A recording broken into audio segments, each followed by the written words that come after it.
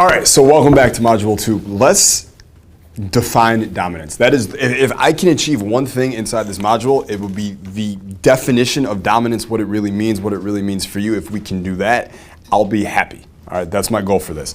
So what is dominance to me? Okay, the first thing I think about when I hear that is simple. What you want, when you want, how you want. What you want, when you want, how you want.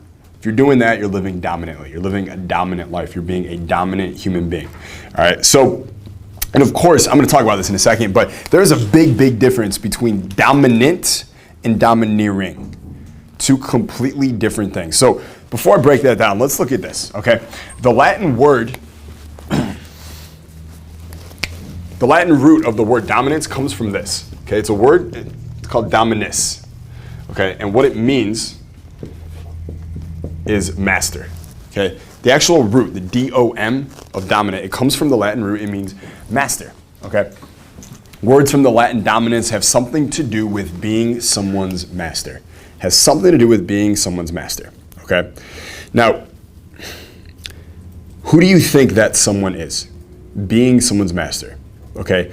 Domineering is when you are the master of others, or you think you're the master of others, or you try to exert control over other people. You are using force to dominate other people. Does that make sense to you guys? Okay, that's the difference. You're using force to dominate other people. You're trying to control them. Now, do we know, can you really control someone? Can you control someone else? Mind control, is that a thing? Fuck no, okay? You can't control other people. You can influence them, but you can't control them, period. All right, so that's domineering. Dominating or being dominant, different story. Domineering, I try to control everyone. I try and overpower everyone. People don't like me because people don't like to be controlled. Okay, dominate is unique because it has this, okay? Talk more language. It has this at the end of the word, the A-T-E, right? We go from dominus and we add an 8 to it and it becomes dominate. Well, 8 refers to possession or possessing the characteristics of. For instance, we have fortune. Okay, what is fortune? Fortune is you are prosperous, you have great wealth, you've stumbled onto a great fortune. You got a lottery ticket, now you have a fortune. Okay? But when you add the ATE to the end of it, what's the word become? It becomes fortunate. Right? And now you don't have a fortune, you are a fortunate person. You are fortunate. You are possessing the characteristics of fortune. Does that make sense to you guys? Yes? Yeah. Good. So what happens is when we go dominance to dominate, you are now possessing the characteristics of a master. You are possessing mastery over not other people, but over yourself. Therefore, dominance is possessing mastery over yourself. You are doing what you want, when you want, how you want. Does that make sense to you guys? Yes or no?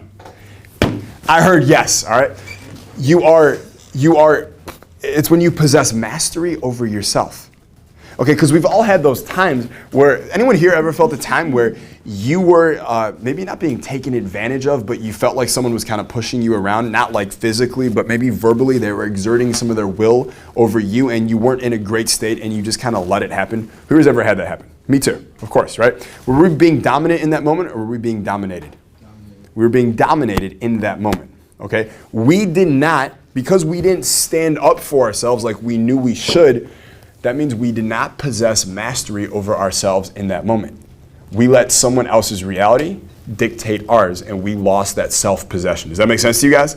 Okay, so it's so important that we understand this difference between dominant and domineering. We're not learning to become a domineering person. That's not attractive. It's not going to work. It doesn't win. Over time, reputation comes out, shit comes out. If you try and force people, use will, try and play all these like fucking 48 laws of power, Machiavellian game, it's just not going to get you what you want. But dominant means you possess mastery over yourself. You possess mastery over your life, your relationships, your path, your actions. You are in that state, that dominant state where I'm doing this. Now, I'm doing what I want, when I want, and how I want to do it, and I'm doing it right fucking now.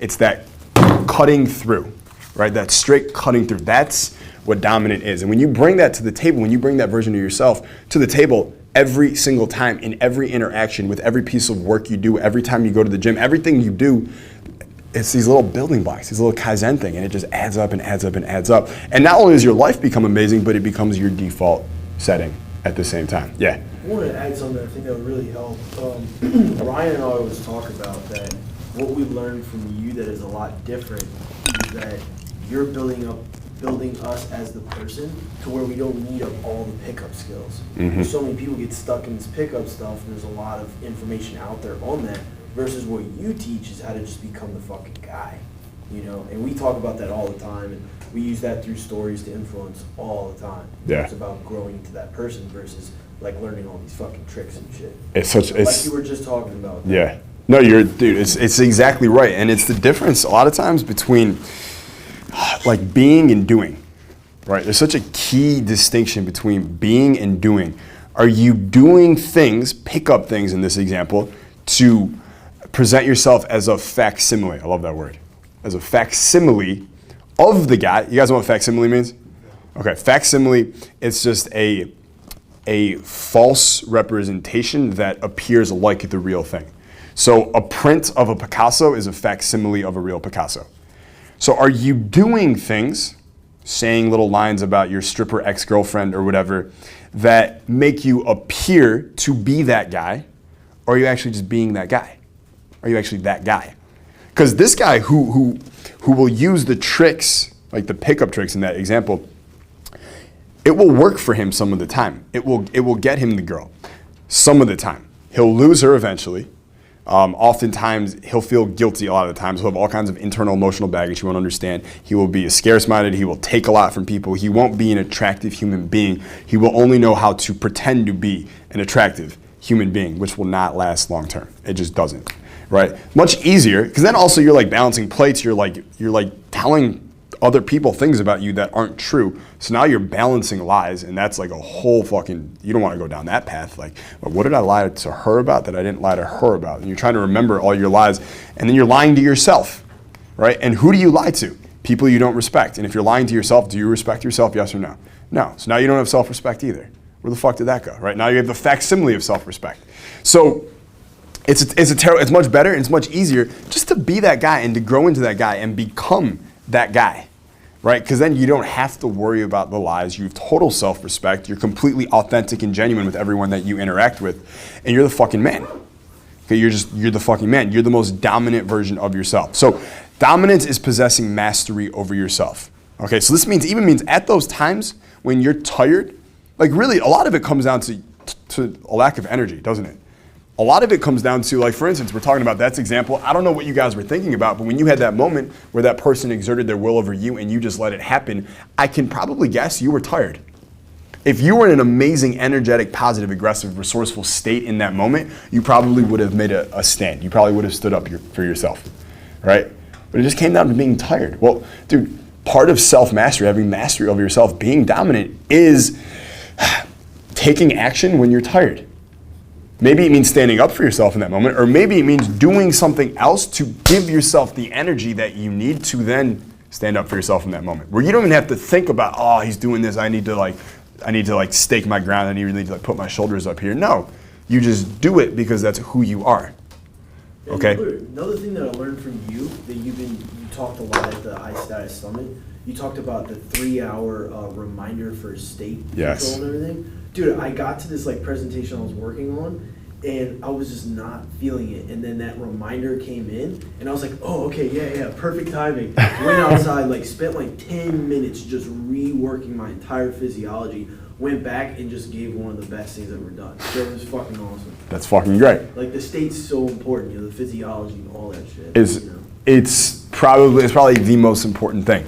Right? Because really everything we're doing here, at the end of the day, you're going to know a lot of strategies that you didn't know before and high level shit, but it really comes down to, if you're the most dominant version of yourself in the most dominant, resourceful state all the time, are you or are you not fucking unstoppable? Yeah. That's what it comes down to, right? So, yeah, you'll have better tools going through here, and but that's the key, okay? And by the way, if you guys don't know what he's talking about, it's something I do, and he does it, a lot of us do it now, is every 3 hours I have a reminder go off on my phone, my laptop, it's hooked up, to remind me to put myself in a great state. Instead of me having to remember oh wait, I should probably jump up and down now or something, goes off every 3 hours. okay? And throughout the day, because default setting is the state, default setting, right? The state you wake up to, it's the state you go to sleep in. It's the state you're in all the time when you're not trying to feel a certain way. It's just where you're at. It's your homeostasis. It's your baseline, all right? If you throughout the day give these little pulses every 3 hours where you pump yourself up, well, your default setting is the state you're in most often. So if you're doing this every 3 hours, eventually it just raises up the whole baseline. That's it, okay? That's it. So I do it all day long. On top of that, I got like a bioenergetic stool now. So I'm like every hour I'm doing all kinds of bows and arches and breathing. And it's insane how much more energy I have. It's so key, okay? And the first couple of weeks, I'm like, this is hard. This is uncomfortable. This is not what I normally do. I wouldn't do this. This isn't for me. This isn't like me. When I'm saying those things to myself and I know I'm doing something good, I'm like, this is gonna be fucking great. Like once I break through this bullshit, this is gonna be so fucking, it's gonna be so much better. And that's exactly what happens, okay? So,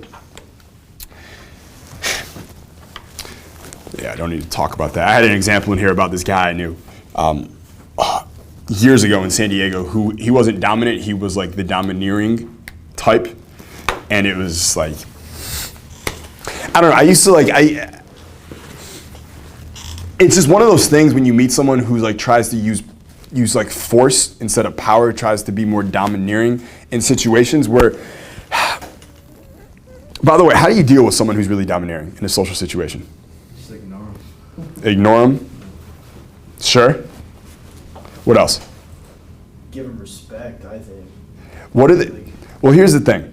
So, to know what to do, you have to know why they're doing what they're doing. Their intention gives you so much information, right? Why are they being domineering? What's the real culprit, the catalyst behind that? Is it insecurity? Yeah. Right? Is it a fear of being seen as weak? Because maybe they were seen as weak when they were 6 years old on the playground and they swore they never would again. There's all kinds of shit like that, right? That's coming behind it. So I think Anton had a really good answer. I think if you show them just a little bit of respect and you affirm them as a strong person, then they won't need to be domineering anymore. Okay? The other way, of course, this is like some very like deep, like very zen like way of looking at things. But if you're in a bar and some guy's just being fucking annoying and domineering and obnoxious, like, you know, that's real life, right? So there's a lot of ways you can do it, right? There's I can't remember the name of the movie. You guys know Justin Long, the actor? He was in, what's the movie where he starts his own college? Do you guys remember what that was called? Accepted. What was it called? Accepted. Accepted. Great movie, right? He applies to all these colleges that his friends do. They all get in. He doesn't. He can't tell his parents, so he starts his own college and he gets accepted to that one, and he becomes like the dean of the school. It's fun, it's hilarious. But there's this douchebag at the real school that gets accepted that's always giving him shit, that's the domineering type. And the way Justin Long deals with it is just by being so much smarter in conversation, right? He'll like ask the guy a question and then he answers it before the guy can answer and kind of tools him that way. So he's like, so what do you plan on doing with your future? Oh, that's right, having a boring ass wife and being a boring ass doctor with your 2.4 kids and your white picket fence. But hey, have so much fun with that. I gotta borrow her for a second, see you later. And he like walks away. Like that kind of shit. So like there's all kinds of different like things you can do. But man, I think empathy is just so key. And empathy is what I'm talking about when it's like you can just understand where they're coming from, right? And a big key to empathy that helped me a lot with that was just remembering that, dude, everything everyone does for the most part is either a cry for help or an expression of love. Cry for help or an expression of love. So if someone's being domineering, obviously that's a cry for help, right? And once you take yourself out of it, you can empathize with them. It doesn't bother you personally anymore. You get some distance from it, some clarity. And what we don't understand, we fear, but what we understand, we now have power over. So if we understand where they're coming from, very helpful, okay? So this isn't about dominating anyone or being better than someone else. This is about you dominating you. It's about you dominating you, okay? It's about you dominating your path, you dominating your life, you just taking that fucking thing by its fucking horns and mastering you. You guys ever met someone who like has done yoga for like 50 years or someone who's like a Zen master or like a monk, and they're not like trying to tool you in a conversation, but they can just be like so clear and relaxed, and they just look at you and you're like, it's almost intimidating. And they're not trying to like tool you or douche you or alpha you. They're just like so grounded. You can tell they're so present. And it's fucking intimidating. Anyone ever met someone like that? Yeah, a couple of you? If you haven't, you should. You should. They're interesting people. Those are people who have dominated themselves. They've dominated the monkey mind. They've dominated the lizard brain, whatever you want to call it. They are in complete control. Okay? And I'm not saying you have to become a Zen or a monk or something, but this is a challenge. That's what life is. It is a challenge to dominate that part of ourselves, to take complete control. To take, like even Jim Rohn would have these metaphors he would use about being the captain of your own ship, and then you change the direction of the set of your sail and all these things. The problem is most people are not the captain of their own ship. They're like in steerage being thrown around by some emotional brain. That is controlling the ship, turning it and doing all this shit. They're not even there having control of it. It's too much for them. This is about you dominating yourself, taking control comfortably. That's what dominance is about. Total self-mastery. That's what we're doing here. All right, it's the highest level. Because when you're there, girls, easy. Money, easy. Relationships, easy. Networking, easy. Fear doesn't bother you. You take action anyways. You're just, boom. That's what this is about, all right? So one paradigm I want to go over before we get into the next module, and I'm going to go deep into this for a second, is one of these huge keys to being the most dominant version of yourself. Okay? No one who is truly dominant in their own lives will ever be at the effect in their life. They are the cause of their lives. They are living at the cause, okay? It's really, in fact, I'm gonna do this. It's almost two lifestyles that you're choosing, okay? Are you choosing to live the effect lifestyle or the cause lifestyle? Are you choosing to live the, well, shit just happens to me and I have no control over it, and I hope I get a good, I hope I get a good serving this time at dinner. I hope life works out for me. Or are you like, I'm taking control. I'm causing things to happen. I'm the one who determines the results that I get in my life. Okay, so here's just some examples, some signs that you know if you're living at the effect. You're living the effect lifestyle instead of the cause, all right? First one. You're never at fault, okay? If you're living the effect lifestyle, which really you just call the bitch lifestyle, you're everyone else's bitch, without realizing it. The thing is, you have to understand, people living at the effect lifestyle, they are helpless in life and they don't realize it.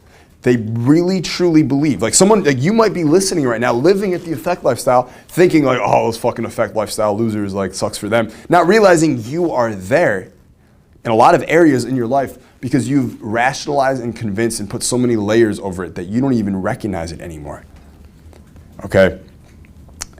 If at any point you're like, something's not my fault, or if that ever voice comes up, if something happens, you're like, well, it wasn't my fault, that is you living at the effect lifestyle. People at the effect lifestyle, it's never their fault. I say things like, it's not my fault, it's somebody else's fault. And when they're doing this, what they don't realize is they're digging themselves into a hole of helplessness. Because if it's not your fault, that means what? That you had no control over it, right? It wasn't me. I had no control over it. Well, guess what? If you had no control over it, can you do anything about it? You can't do shit about it. You can't do anything about it. You are fucking helpless. You are a victim. You are a bitch. I'm not a bitch. I don't want to be a bitch. Do you? Fuck no. Okay? So, really, when I think about it, it comes down to people are like, it's not my fault or whatever. It's like, would you rather betray yourself or better yourself? Because when you say it's not my fault or there's nothing I could do, you're betraying yourself. You did have influence, you did have control, and now you're claiming that you didn't. You're betraying the most important person in the world, you. Okay? Remember this, responsibility equals power.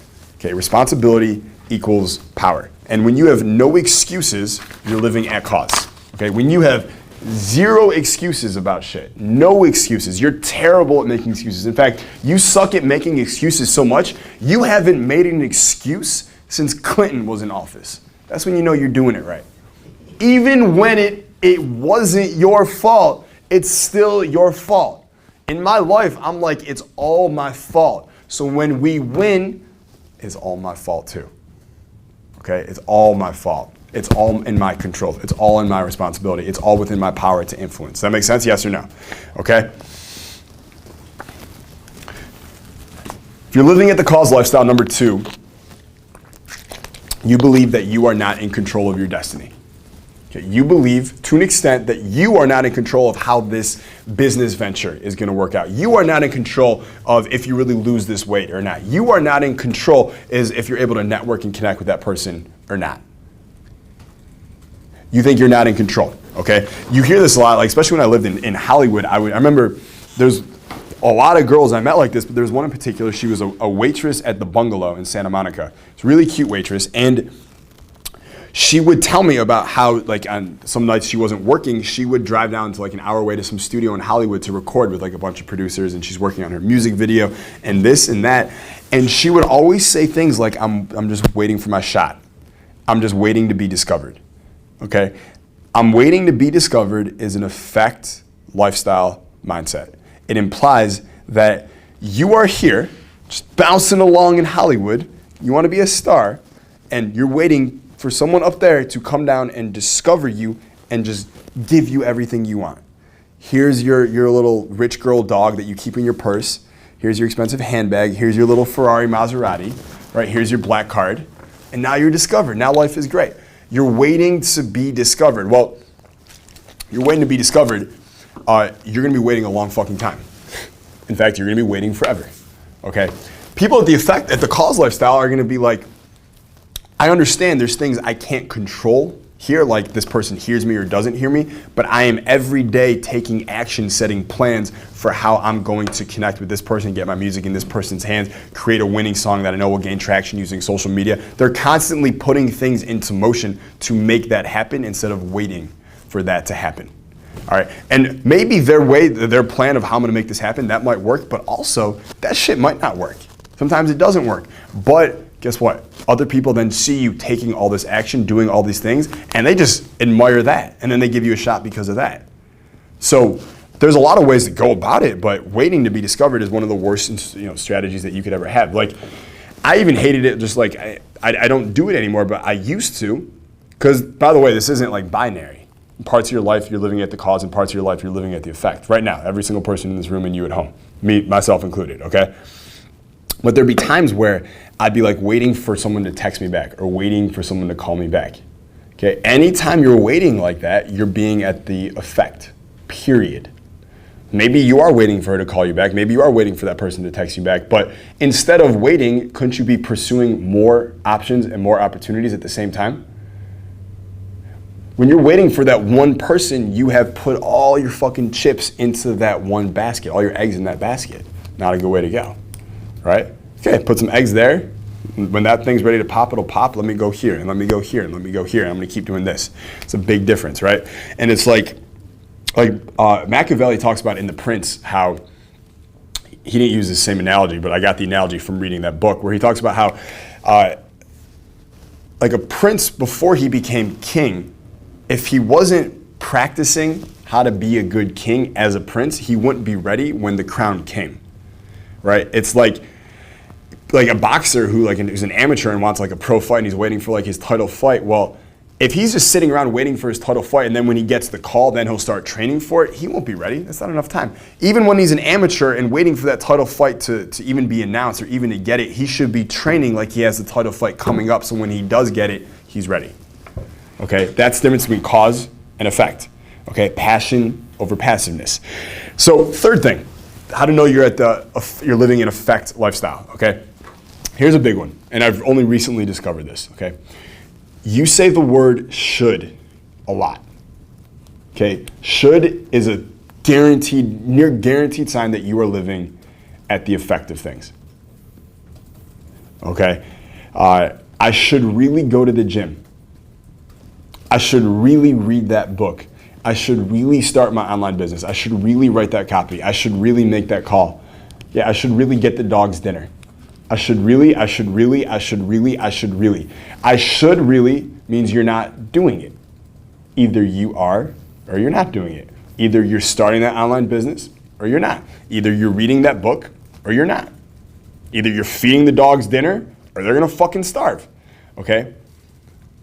If you ever catch yourself using the word should, just be like, oh shit, Jason reminded me of this.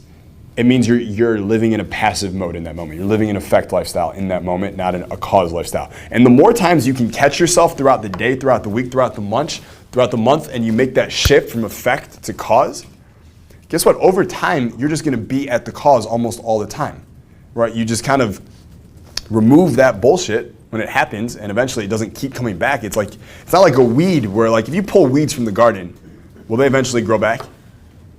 Weeds grow everywhere, no matter what, all the time, don't they?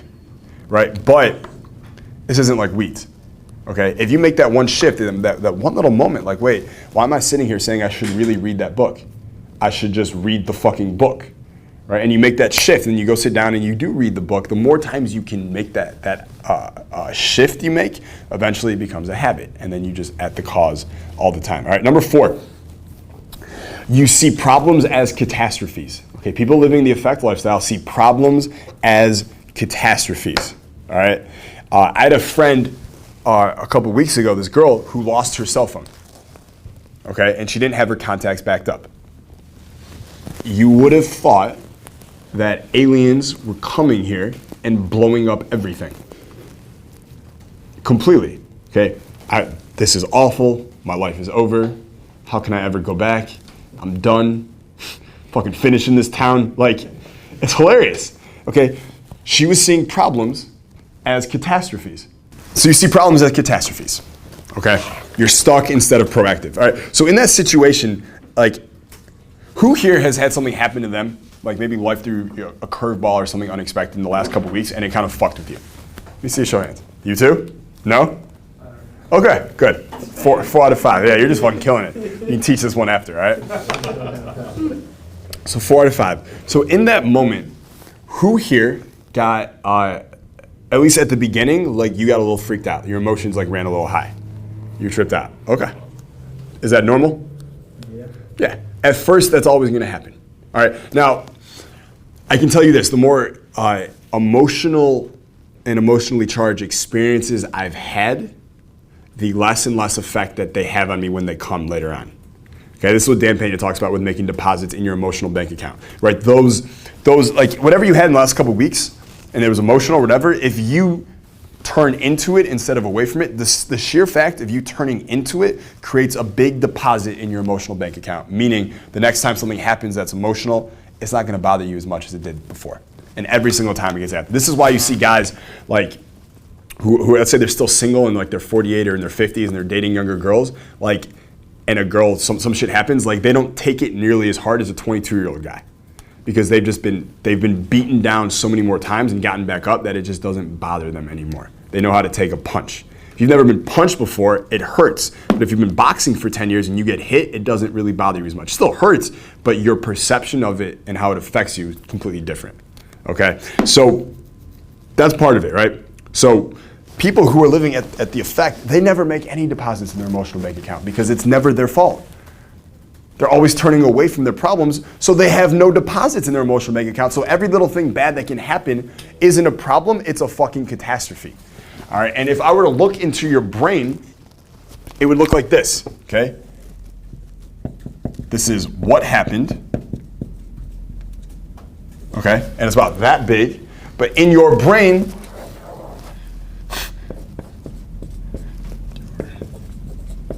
your representation of it is this big. Okay, the way you picture it on the screen of your mind is huge. What actually happened in reality is this. But this, when it's this big, is a lot fucking scarier than it actually is. This is why in NLP, a lot of times they'll say, well, what happens if we just shrink down that picture and make it smaller? And people are like, oh shit, I feel better now. Well, of course you do, okay? A giant picture of Godzilla is a lot more scary than like a little picture of Godzilla. This is small, this is easy. So you like one thing you can do is you can close your eyes, be like, okay, how am I picturing this scenario, and then shrink it down and make it black and white and turn it around and spin it around a bunch of times. And that can help. I'm not a big fan of that. I'm really not. All right, what I prefer to do is write it out. The sheer fact of writing it out will actually make your representation of it go back to reality, go back to size, go back to what it really was. This is simple journaling, okay? So ask yourself some questions the next time it happens. Like, okay, what is the worst possible outcome of this scenario? What's the worst possible thing that can happen here? How will I deal with that? What's the likely outcome here? How will I deal with that? What's the best possible outcome that could happen here? How will I deal with that? And just writing it out for a couple minutes that way shrinks down the picture, makes it much more manageable. And now that it's not a catastrophe, but it's just a problem that you've handled problems before, you can handle this problem too. And that's it. Okay? That's it. Another really good mindset that you'll see a lot of people living the cause lifestyle have that the effect people don't is, especially when something bad happens, they go, I don't know why this happened yet, but I'm going to find out. Such an incredible mindset, incredible frame to have. I don't know why this happened yet, but I am going to find out, right? When I first decided to move from LA to Orange County, there was a house I picked out. It was in Laguna. It was the most ridiculous house. It had a giant tennis court, massive pool. It had a hill. You go down, so tennis court, pool, and then you walk down these stairs, and then there's this giant soccer field. And I was like, music festival. Like, that's what I saw, right? And it was like 10 bedrooms. I was like, this is the place. And I meet the owner, we shake his hands, we went to dinner, we put in our application, it was like supposed to go through, and then we didn't get it at the last second because the guy who's gonna sell it was like, you know what, I don't wanna leave. He was like, I love the house so much, we've been here 30 years, I'm not going anywhere. Fuck you, was my first response, okay? I don't know why this happened yet, but I'm gonna find out.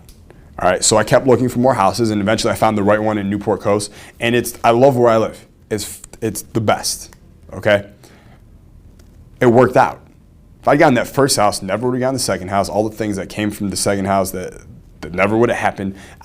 I didn't know why it happened, but I found out. It was because there was a better house waiting for me, okay? And I'm not like, okay, I don't know why this happened, but I'll find out. It's not like I'm like, okay, where's the answer? How am I going to find out? I didn't get the house. Is it because he's a dick? Is it because he's like an illegal person? I don't want to be associated with him. Is it because the house sucks? Is it like I'm not like looking for why it happened. I'm just continuing to dominate my path, knowing if I keep taking action, keep living at the cause, that will eventually reveal itself to me, and it did. Okay, I trust. I don't know why it happened, but I trust that I will find out when it does. Does that make sense to you guys? Yeah. Okay, good.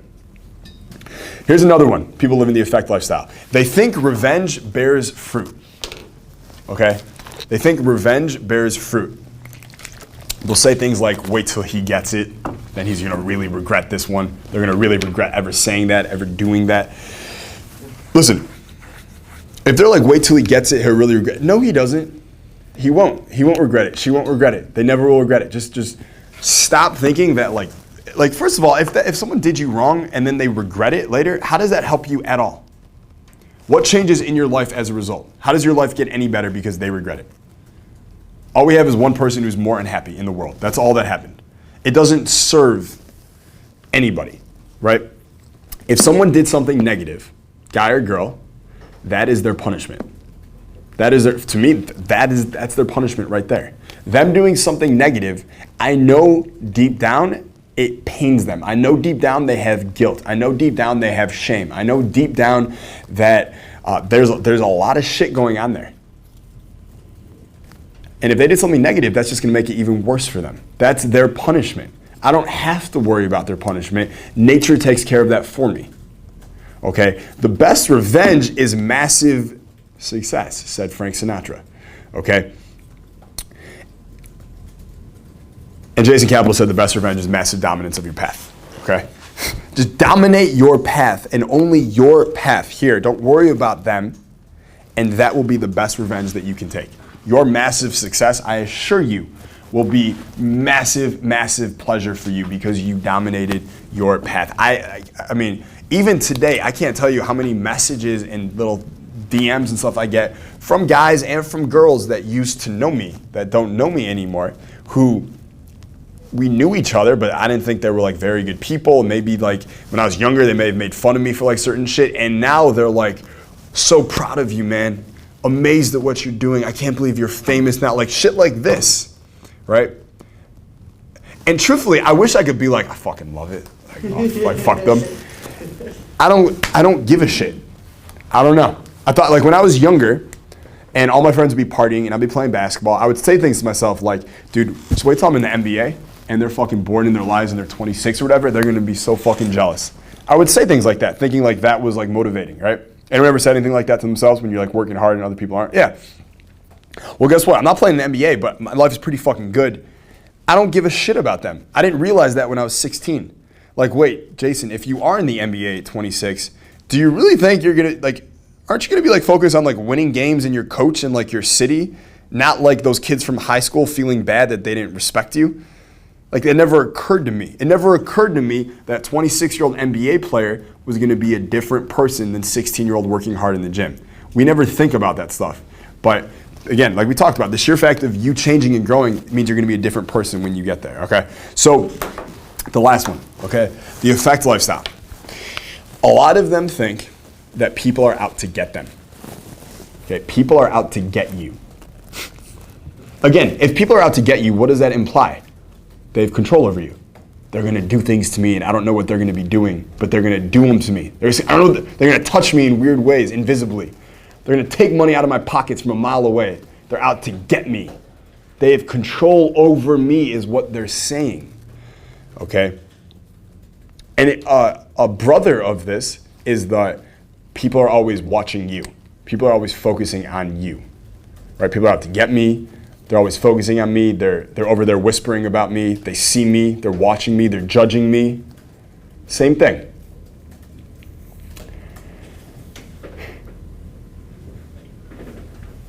No one is out to get you. No one's out to get anyone. Everyone is simply trying to do the best they can for themselves with the best tools that they have at their disposal. Unfortunately, most people have a very limited set of tools because what is their reference network? TV, what they see on social media. And they don't see what you see on social media. They see what everyone else follows. They see like 8 accounts on social media. They see Kardashian and The Rock and like a few other people. That's their whole reference network. And then their friends who only watch those same shows and follow the same people. So that's the limited options of tools and strategies and mindsets that they know about. They're doing the best they can with that little bit that they know about. You have access to so much more, so many more greater things. Your brain is always looking to say, what is the best tool that we have for this situation? Your brain will always go with the best option it has, always. That's why exposing yourself to so many good ideas and great mentors and coaches and books and thoughts is so important, because if you just feed your brain enough stuff, its job is to always pick the best option for your survival and reproduction, always. So no one's out to get you. They just come off in really weird ways when they have such limited mindsets and limited tools and limited experiences, okay? So it comes down to a simple choice. Will you be dominated in life or will you dominate? That's it. Will you be dominated or will you be dominant? Will you be the cause of your life? Will you cause things to happen? Right? Even like people who want to be more social, they'll be like, Jason, I tried this social God thing, man. And by the way, we're going to have a really deep dive section into like an updated version of Social God. I think on Friday, maybe we're going to hit that. The whole day is going to be pretty badass. But they'll be like, I tried this Social God thing and like, it's not working. Like I don't have like these dinners you talk about and like this stuff. And I'm like, well, how many people did you invite like last week to your weekly dinner? And they're like, what do you mean invite people? Like, you know, like where you send out invitations, you invite. It's like, no, I didn't invite people. I just tried to like meet. I'm like, no, that's not the fucking system. That's not it. Okay, you just became acquainted. You developed a lot of acquaintances in your circle, and then you hoped, prayed, wished that they would hit you up with invitations. That is you living at the effect lifestyle. Waiting to be discovered, waiting for people to invite you. The social God lives at the cause lifestyle. He's inviting and inviting and he hands out, it's a numbers game, hundreds of invites he hands out. Some say yes, some say no. People say yes, great, they go to the dinner. He caused that dinner to happen through inviting, through setting it up, through logistics, through all the shit that he does. All right, so that's the choice, okay? And the last thing I'm gonna do as we wrap up here is, I found this section in a book. It's about science, actually. But they were talking about the difference between force and power, just in science terms. But it was described so well that I found I could literally just take out force, power, and I could put domineering and dominance. And it made just as much sense. All right, so I'm just going to read this real quick, and we're going to wrap up this module, all right? In fact, close your eyes as I read this so you guys can kind of let it conceptualize in your brain, all right? And at home, I want you to close your eyes too, and we'll read this and we'll wrap up this module, all right? Dominance is always associated with that which supports the significance of life itself. It appeals to that part of human nature that we call noble, in contrast to domineering, which appeals to that which we call crass. Dominance appeals to what uplifts, dignifies, and ennobles. Domineering must always be justified, whereas dominance requires no justification. Domineering is associated with the partial, dominance with the whole. If we analyze the nature of domineering, it becomes readily apparent why it must always succumb to dominance. This is in accordance with one of the basic laws of physics. Because domineering automatically creates counter-domineering, its effect is limited by definition. Dominance, on the other hand, is still. It's like a standing field that doesn't move. Gravity itself, for instance, doesn't move against anything. Its dominance moves all objects within its gravitational field, but the gravity itself does not move. Domineering is incomplete and therefore has to be fed energy constantly. Dominance is total and complete in itself and requires nothing from the outside. It makes no demands, it has no needs, because domineering has an insatiable appetite it constantly consumes. Dominance, in contrast, energizes, gives forth, supplies, supports. Not because it steps off its path to do so, it is illuminating on its own. It shines everywhere it goes. Others feel immensely grateful for that light. Some begin to illuminate on their own as a result. Dominance gives life and energy. Domineering takes these away. We notice that dominance is associated with compassion, makes us feel positively about ourselves. Domineering is associated with judgment and makes us feel poorly about ourselves. You were born dominant. It is not taught, it is rediscovered. And when it does, you realize the old you was a character and the dominant you is the true you. So let's let the fun begin. I'll see you in the next module.